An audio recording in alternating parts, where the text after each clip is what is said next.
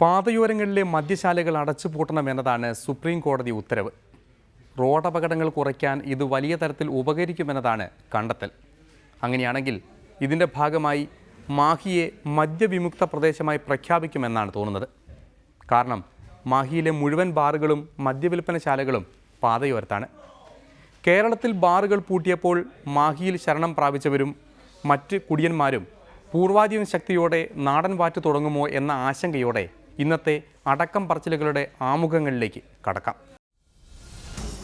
മുരളീധരൻ്റെ അവധിക്ക് വെച്ച കേസ് മണിയാശാൻ നേരത്തെ എടുത്തു. മുരളീധരൻ എന്നെപ്പറ്റി പറയാനുള്ള അറിവൊന്നും അയക്കില്ല. ഞാൻ പടിപടിയായി ഉയർന്നു വന്നിരിക്കുകയാണ്. നാട് മുടിയുന്നതിന്റെ ഏറ്റവും വലിയ ഉദാഹരണമാണ്. ഇപ്പോൾ മുരളീധരന്റെ രാഷ്ട്രീയ രംഗത്തെ വളർച്ച പടവലങ്ങ പോലെ. കേരള ജനതയെ വൈദ്യുതി കൊണ്ട് വീർപ്പ് മുട്ടിക്കുമെന്ന് ആശാൻ. ഇനി വൈദ്യുതി എവിടെ നിന്ന് കിട്ടുന്നതാണ്. എവിടെ നിന്ന് കിട്ടും? ഞാൻ നല്ല ആത്മവിശ്വാസത്തിലുണ്ട്. എന്നെ ഇന്നേ വരെ ഏൽപ്പിച്ച ഒരു ജോലിയുടെയും കാര്യത്തിൽ നിന്ന് ഞാൻ പുറകോട്ട് പോയിട്ടില്ല.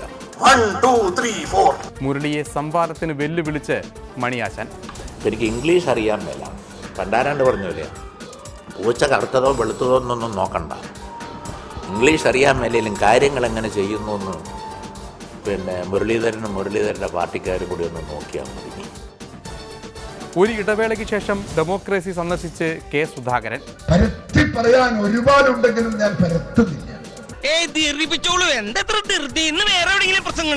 കോൺഗ്രസിന്റെ പാത തുടർന്നില്ലെങ്കിൽ മോദി വിവരമറിയുമെന്നും കണ്ണൂർ സിംഹം. മോദി RSSലൂടെ വന്നതാണ്, വാജ്പേയി ജനസംഘത്തിലൂടെ വന്നതാണ്.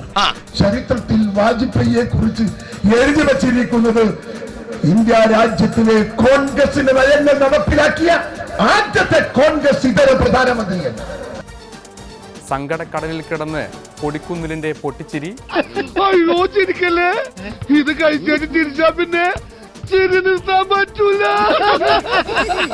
സോണിയാഗാന്ധിയുടെ കൈകളിൽ നിന്ന് പട്ടും വളയും വാങ്ങിയവനാണ് താനെന്നും കൊടിക്കുന്നിൽ. പാർലമെന്റ് സമ്മേളനം നടക്കുമ്പോൾ സോണിയാജിയുമായി മിക്കവാറും പാർലമെന്റ് വരുമ്പോൾ എല്ലാ ദിവസവും സംസാരിക്കുന്ന ഒരാളാണ്.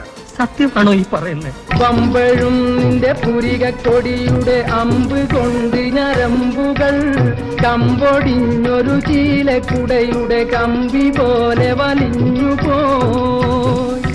അങ്ങനെ അവധിക്ക് വെച്ചിരുന്ന കെ മുരളീധരൻ്റെ കേസ് മണിയാശാൻ അവധിക്ക് പോകാതെ തീർപ്പിനായി എടുത്തിരിക്കുന്നു. കഴിഞ്ഞ ദിവസം കൊല്ലത്ത് നടത്തിയ പ്രകടനത്തിലാണ് മന്ത്രി മണിയാശാനെതിരെ കെ മുരളീധരൻ ആഞ്ഞടിച്ചത്. മണിയാശാൻ എരണംകെട്ട മന്ത്രിയാണെന്നും ഈ മന്ത്രി വന്നതോടെ ഡാമും തോടും എല്ലാം വറ്റിയെന്നുമായിരുന്നു മുരളി പറഞ്ഞു വെച്ചത്. എന്നാൽ കേസ് മണിയാശാൻ പെട്ടെന്നെടുത്തു.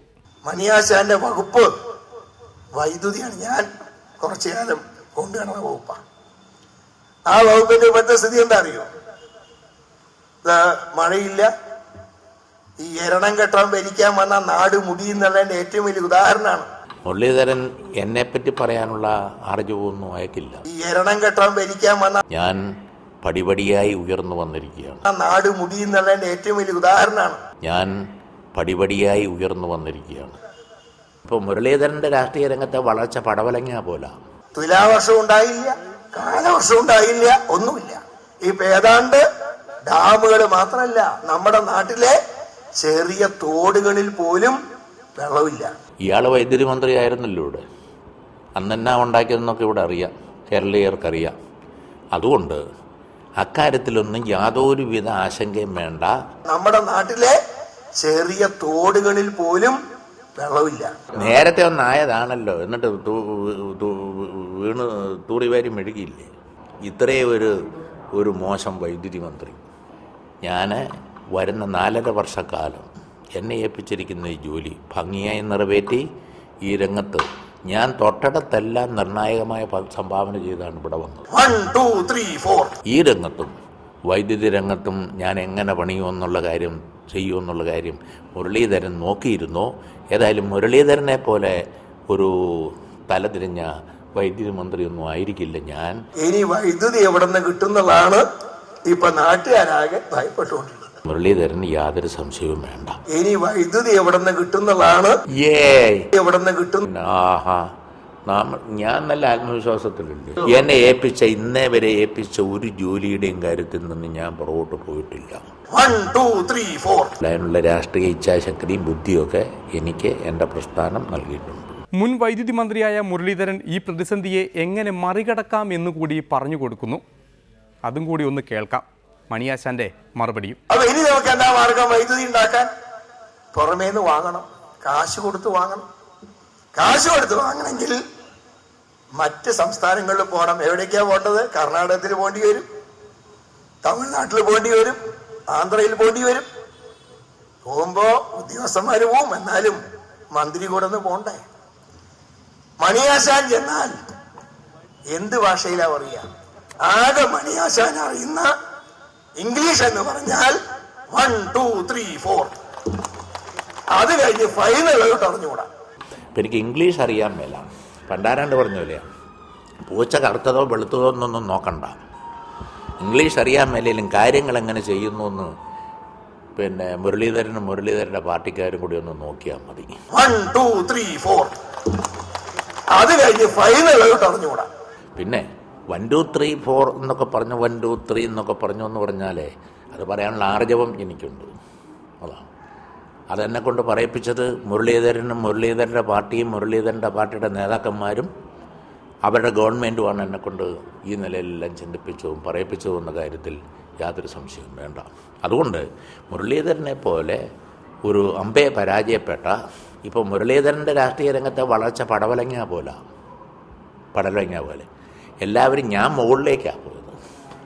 മുരളീധരൻ പൂക്കെന്നപ്പം മൈസറേട്ടായെന്ന് പറഞ്ഞാൽ അപ്പൻ്റെ തണലിൽ വലിയ ആളായി നേരെ താഴേക്ക് പടവലങ്ങ പോലെ താഴേക്ക് പടർന്നുകൊണ്ടിരിക്കുകയാണ്.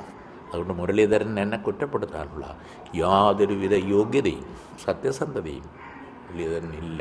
എന്നാലും മന്ത്രി കൂടെ ഒന്ന് പോണ്ടേ? മണിയാശാൻ ചെന്നാൽ എന്ത് ഭാഷയിലാ പറയുക? ഞാൻ ഇംഗ്ലീഷ് അറിയാൻ മേല. എനിക്ക് ഇംഗ്ലീഷ് കേട്ടാലൊക്കെ കുറേ മനസ്സിലാകും, കൂടുതൽ അറിയാൻ മേലെന്ന് പറഞ്ഞത് ശരിയാണ്. മലയാളമാണ് എനിക്ക് നല്ല വശം. എന്ത് ഭാഷയിലാ പറയുക? എന്ത് രാഷ്ട്രീയ സംവാദമോ എന്ത് വേണേലും ആകാം, എനിക്കൊരു മടിയില്ല. അത് മലയാളമല്ല, അയാൾ ഇംഗ്ലീഷ് പറഞ്ഞോട്ടെ, ഞാൻ മലയാളത്തിൽ തട്ടാം. മുരളീധരൻ വല്ലാതെ കൊട്ടിക്കയറിയതോടെ ഒരു അറ്റകൈ പ്രയോഗത്തിലേക്ക് കടക്കുകയാണ് മണിയാശാൻ. പണ്ട് തൃശ്ശൂർ രാമനിലയത്തിൽ സംഭവിച്ച ഒരു കഥ. എന്നാൽ ഇത് സുവ്യക്തമാക്കാൻ മണിയാശാൻ തയ്യാറല്ല. എന്നെ മുരളീധരൻ രാമനിലയത്തിൽ പോയി ഒരു താമസം നടത്തിയതോടുകൂടി ഒരു കുപ്രസിദ്ധമായ പുസ്തകം തന്നെ ഇവിടെ കേരളത്തിൽ പ്രസിദ്ധീകരിച്ചു. അതൊരു അലമ്പ് കഥയാണ്. അതിനിപ്പം ഞാൻ പറയുന്നില്ല. എൻ്റെ പേരിൽ ഏതായാലും അങ്ങനെയുള്ള പുസ്തകങ്ങളൊന്നും വന്നിട്ടില്ല. ഇത്രയും പറഞ്ഞെന്നാൽ അത് നാട്ടുകാരന് കേരളീയർക്ക് മനസ്സിലാകും. ചൂടപ്പം പോലെ ആ പുസ്തകമെല്ലാം വിറ്റു പോയിട്ടുണ്ട്. അപ്പോൾ കാര്യം പുള്ളിക്ക് മനസ്സിലാകും. എൻ്റെ അച്ഛനും അമ്മയും എന്നെ ജനിപ്പിച്ചു വളർത്തി. അവർ രാഷ്ട്രീയക്കാരായിരുന്നില്ല, അവർ സാധാരണക്കാരും കൃഷിക്കാരും, അച്ഛനാണ് ഒരു വൈദികനും എല്ലാമായിരുന്നു. ഞാൻ രാഷ്ട്രീയ പാർട്ടി CPM-ൽ വന്നതും ഇന്ത്യൻ കമ്മ്യൂണിസ്റ്റ് പാർട്ടിയോടൊപ്പം വന്നതും പിന്നീട് CPM-ൽ വന്നതും എൻ്റെ അച്ഛൻ്റെയും അമ്മയുടെയും തണലിലൊന്നുമല്ല. എൻ്റെ പ്രയത്നവും കമ്മ്യൂണിസ്റ്റ് മാർക്സിസ്റ്റ് പാർട്ടി എന്നെ കൈപിടിച്ചുയർത്തിയാണ് എന്നെ വളർത്തിക്കൊണ്ടുവന്നത്.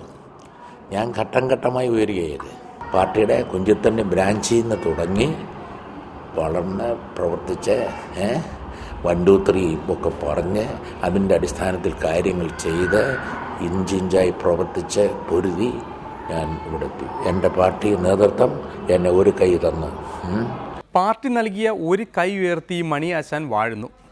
ആകെയുള്ള കൈപ്പിടിയിൽ മുരളീധരൻ വീഴാതെ നടക്കുന്നു. അതിനിടയിൽ ഓരോ പഴയ കഥകൾ കുത്തിപ്പൊക്കി മുരളീധരനെ കൊല്ലല്ലേ ആശാനെ. ഒരു കേസ് താങ്കൾ തന്നെ കുത്തിപ്പൊക്കിയിട്ടുള്ള പൊല്ലാപ്പ് ആശാന് നല്ലവണ്ണം ഓർമ്മയുണ്ടല്ലോ. അതുകൊണ്ട് എല്ലാം പറഞ്ഞ് കോംപ്ലിമെൻറ്റ്സ് ആക്കാം. ഇനി മുരളീധരൻ ആശാൻ്റെ കേസ് അവധിക്ക് വെച്ചിട്ടുണ്ടോ ആവോ? അതിനായി കാത്തിരുന്നു കൊണ്ട് ഒരിടവേള എടുക്കാം. അത് കഴിഞ്ഞാൽ കണ്ണൂർ സിംഹം വരും. പുതുപെണ്ണ് പുരപ്പുറം കയറി അടിക്കും, പിന്നെ പെണ്ണ് നിങ്ങളങ്ങ് പൂരിപ്പിച്ചാൽ മതി. അത് കലക്കി.